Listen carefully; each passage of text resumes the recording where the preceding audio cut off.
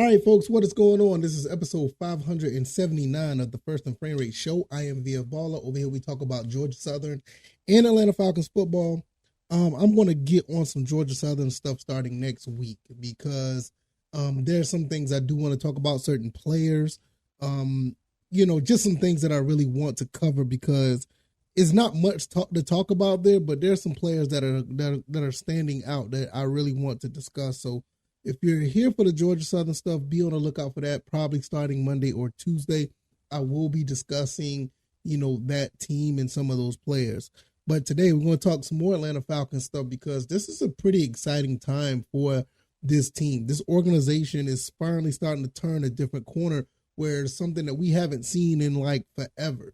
I mean, even when you go back and look at 98, you look at 2003, you even look at 2008, 2010, 12. I mean, all these times we were just like, okay, we're good.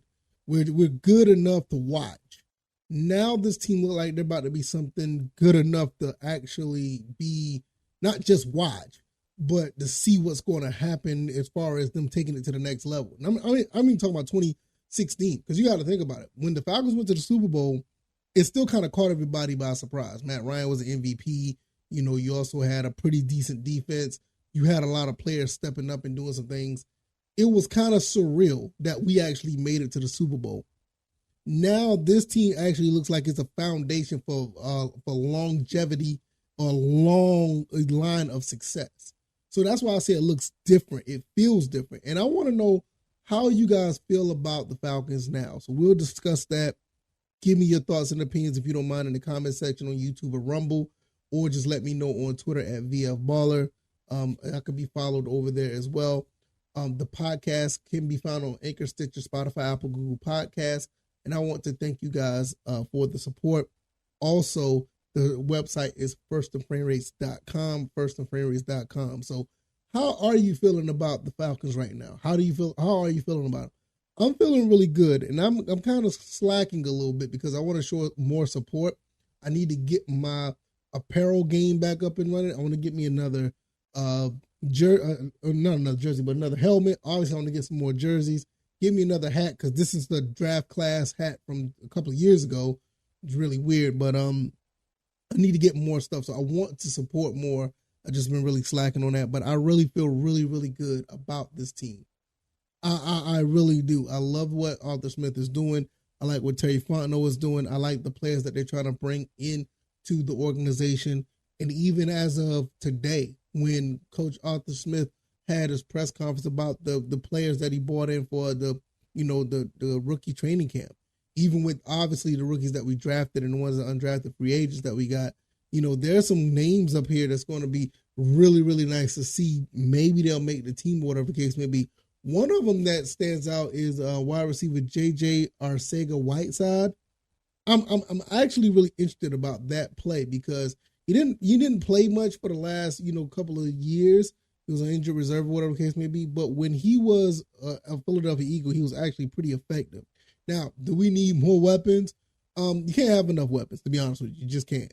And with all the receivers we got, all the tight ends we got, I'm really interested to see where this goes because he has shown signs of being a pretty decent, very solid player.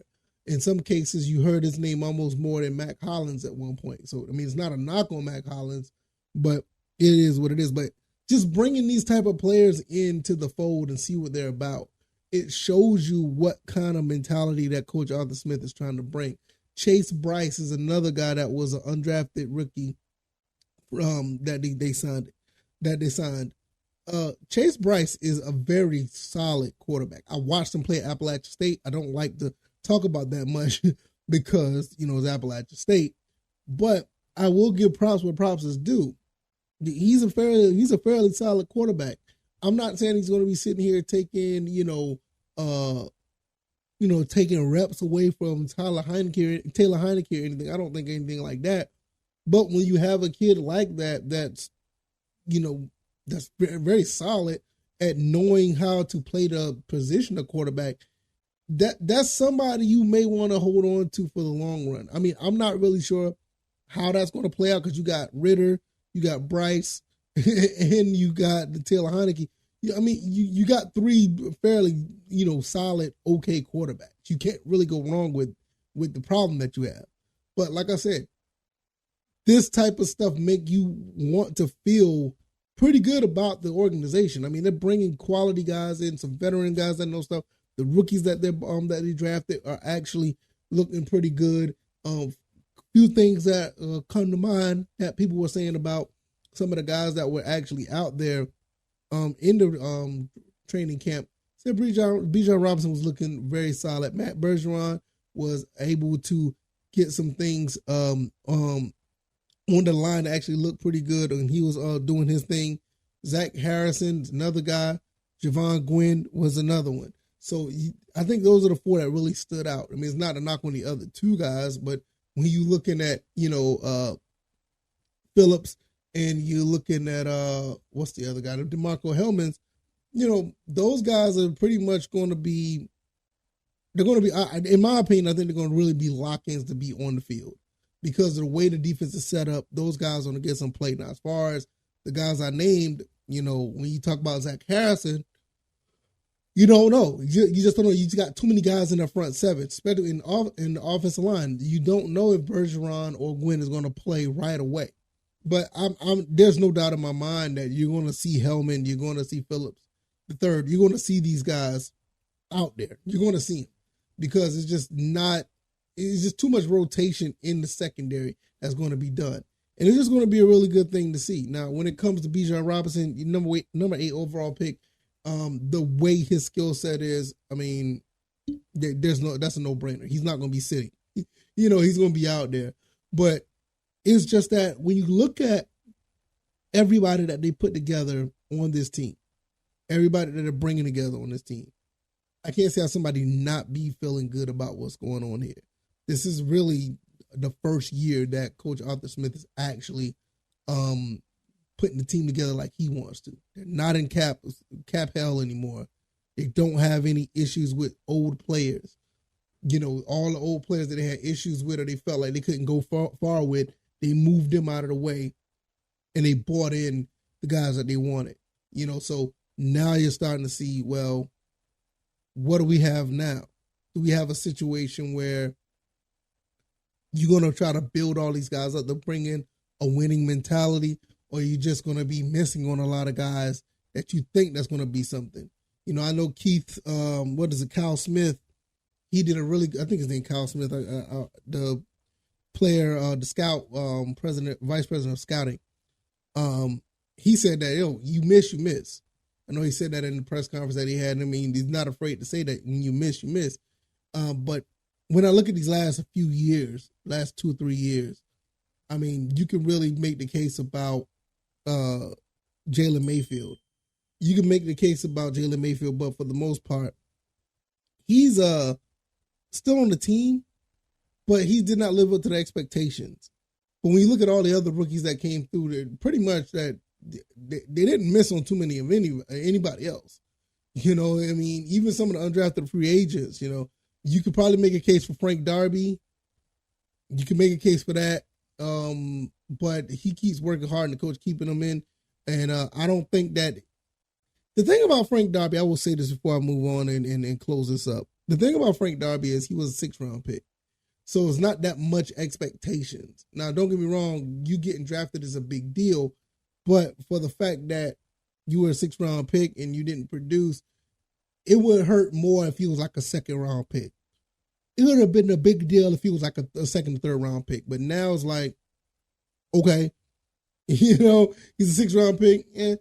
But outside of those two, you really, it looked like they did a pretty good job. Ogundeji, Taquan Graham, those guys are still, formidable players. They're still pretty good. So it's going to be, really awesome to see how everything just starts solidifying. When you see Drake London in his 2nd year, Kyle Pitts, in his 3rd year. You see, Desmond Ridder, can he progress into something? What the rest of this team can do. Richie Grant has shown what he can do. Like I said, Jared Bernhardt is another guy that people just constantly keeps talking about. See what he can do as well.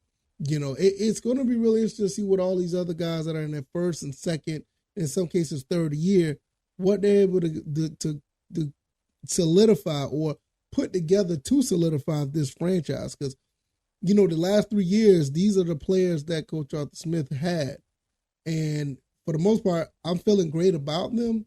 Let's see what they can do each year. Can they take the next step to be, one of the prominent figures in the NFL, the prominent figures on the team, where teams have to scout and try to find a way to get around certain players on the Falcons, where back then, 5-6 years ago, you had Matt Ryan, Julio Jones, and you had a few guys on defense.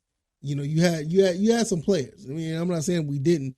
You had some players. The offensive line was amazing that MVP year. But when you start to look at what we have now, I think it's going to extend out the more players, especially on the defense. I think the defense is going to be a lot better. I can say a lot better, but way more better than we give them credit for. This defense is actually looking pretty nice. But overall, I think the team is looking really good. Let me know how you're feeling about the Atlanta Falcons now. What do you think about the moves? What do you think about the transition? What do you think about going forward? If you like this comment, hit the like button, share this podcast, subscribe to the channel if you haven't already. Let me know what you guys think. I could be found on YouTube and Rumble, Spotify, Stitcher, Apple, Google Podcasts. I'm going to close this out right now. It is Friday evening. I'm going to enjoy my time with my family and chill out. Also, you guys know I'm a gamer. You see some of the stuff around in this room. I have a whole bunch of gaming stuff over there. You know me from my old spot. You've seen all my gaming stuff. And I'm going to be playing. I got to clean that up a little bit. But if you're looking at this on the YouTube's Rumble, I got my Nintendo Switch. I'm going to be playing a new Zelda. Yeah. I'm going to be definitely playing a new Zelda, Tears of the Kingdom. I'm going to be playing that a little bit for the night. So I'm going to get up out of here. Thank you guys once again for all the support. I can be found on Twitter, VFBaller, also firstandframerace.com. You guys take it easy and you guys be blessed. Peace.